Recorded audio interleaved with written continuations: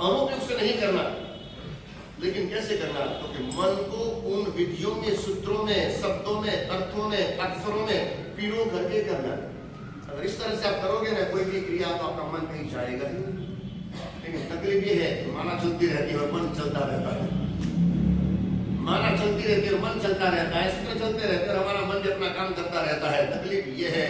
इसलिए जो क्रिया चल रही है, मन हमारा वहां होना चाहिए, मन हमारा वहां होना चाहिए।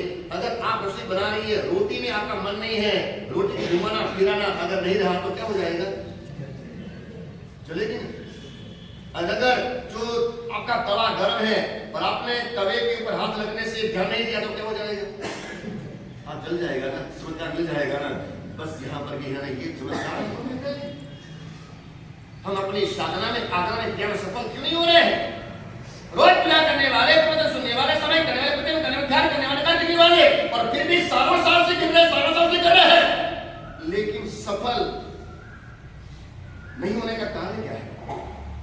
या तो हमारी क्रियाएं सही नहीं है, या फिर हमारे भाव नहीं है, या फिर हमारी विधियां बराबर नहीं है। हम बोलते हैं कि भाव अच्छे होने चाहिए, लेकिन भाव अच्छे होने से पहले हमारी क्रिया अच्छी होनी चाहिए। हमारी जो व्यवस्था है, जो सूत्रों के लिए अलग अलग जो आसन बताए हैं, वो आसन भी बराबर होने चाहिए। क्योंकि हाथ जुड़े ना जुड़े, जल्दी रहे कि ऐसे हाथ जुड़े जाते हैं, ऐसा नहीं। जल्दी क्या होता है मालूम है?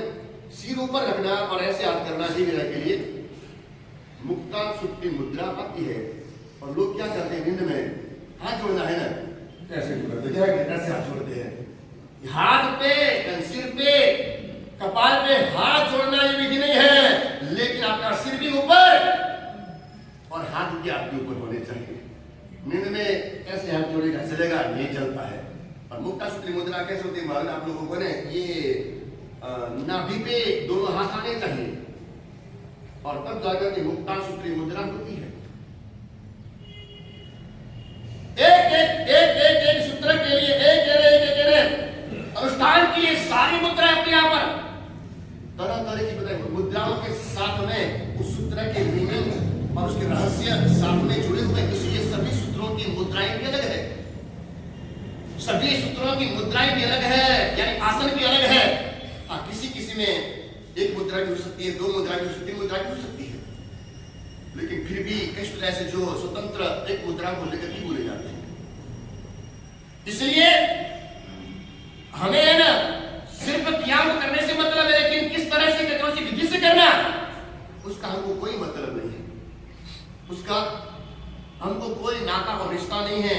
इसलिए कहते हैं कि असफलता का कारण क्या है? तो भाव विहीन क्रिया।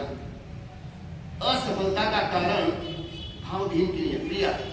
चाहे आपने तप किया, आपने जप किया, आपने प्रार्थना किया, आपने कुछ भी किया, अनुष्ठान किया, लेकिन भावविहीन भावों से पटक करके भावरहित आपने अगर क्रिया की है तो वो इतना फल आपको नहीं दे सकेगी। और अगर आपने क्रिया कर लेकिन भाव साथ में नहीं जुड़े, तब भी क्या है? तब भी अविधि है।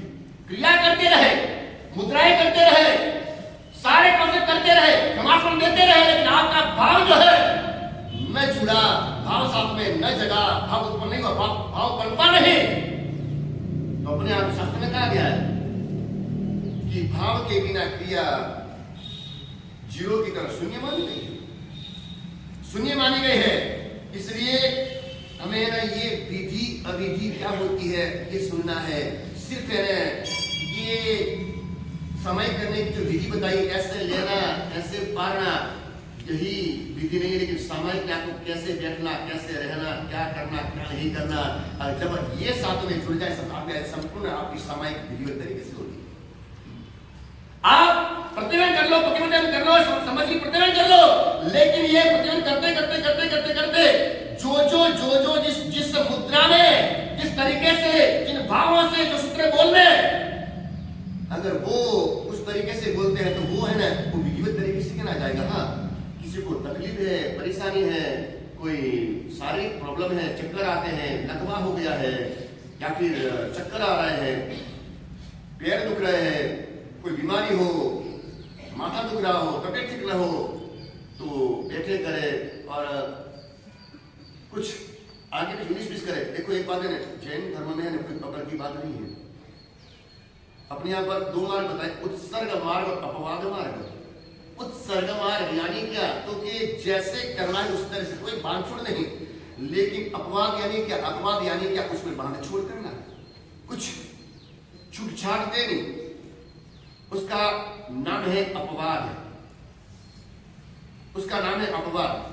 तो कभी शायद हो सकता है किसी की स्थिति ऐसी ना हो, तब चल रहा हो, अशक्ति हो, कमजोरी हो, बीमारी हो, पैरों में तकलीफ हो, खड़ा रह सकते हो, कोई इस तरह से फ्रैक्चर हो गया हो, और वो व्यक्ति अगर बैठा करे तो एक चलेगा।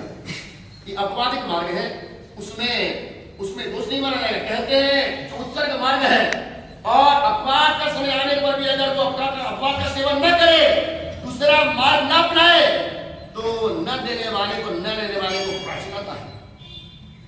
न देने वाले और उस छूट का उपयोग न करने वाले को भी प्रायश्चित आता, ऐसा माना गया है।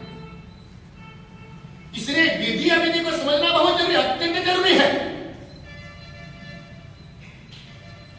ये मंगल श्लोक में ये सारी बातें बताई कि ये विधि की, मंगल करने की विधि क्यों है, और ये मंगल करने की विधि करने का कारण यहां पर ये बताया गया है, ये बताया गया है।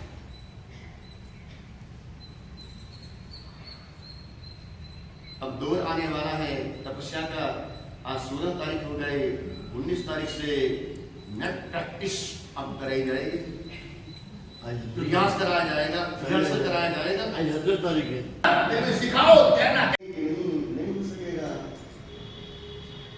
कबू उसको 104 डिग्री बुखार है, कबू को 104 डिग्री बुखार है, और डब्बू वहां पर पहुंचा, उसे पता नहीं था कि मेरा मित्र बस ऐसे गया मिलने के लिए, 2-3 दिन हो गए थे, मिल करके आ जाओ, खबर में पूछ लो, कुशलता पूछ लो, खैर पूछ लो, ऐसा कह करके वहां पर गया और जाकर के देखा तो उसका मित्र नहीं, घूमने की बात में मेरे हिलने की ताकत नहीं, मेरे हिलने की शक्ति नहीं है। डब्बू बोला नहीं, तू चल सकता है, तू चल, घूमने चलते हैं, तू चल, तू हिल तो क्या, तू चल भी सकता है, तू हिल तो क्या, तू चल भी सकता है।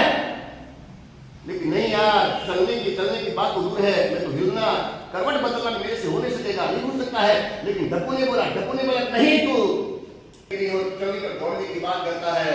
लेकिन डब्बू ने कहा कि नहीं, तुझे आना है, मेरे साथ में चलना है। और डब्बू ने क्या किया, उसको पकड़ा, उसको उठाया और एक आइडिया उसने किया, उसने किया, एक डॉबरमैन पीछे में लाया। क्या किया, एक डॉबरमैन पीछे में लाया, और डॉबरमैन ऐसा खतरनाक कुत्ता रहता है, अगर कहीं पकड़ लिया तो पूरा में खड्डा कर देगा, पैर में खड्डा कर देगा। और खब्बू जो है कह रहा नहीं ना सकूंगा, पर बदल ना सकूंगा, बैठ ना सकूंगा, चल ना सकूंगा। और पीछे कुत्ता जब डॉबरमैन आया, ऐसा तो भगा, चल ना सकूंगा। अब रुकने का नाम नहीं, अब क्या है, रुकने का नाम नहीं।